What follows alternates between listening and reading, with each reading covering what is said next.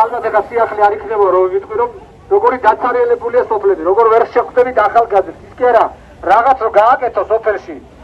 მომხმარე ძალა ადამიანი არ არის ხოლმე, ესეც კი პრობლემაა.